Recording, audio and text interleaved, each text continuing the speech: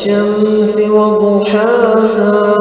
والقمر إذا تلاها والنهار إذا جلاها والليل إذا يغشاها والسماء وما بناها والأرض وما طحاها ونفس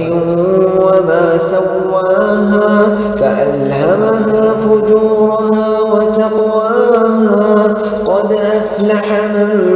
زكاها وقد خاب من دساها كذبت ثمود بطغواها إذ انبعث أشقاها فقال لهم رسول الله ناقة الله وسقياها فكذبوه فعقروها فدمدم عليهم ربهم بذنبهم فسواها ولا يخاف عقباها.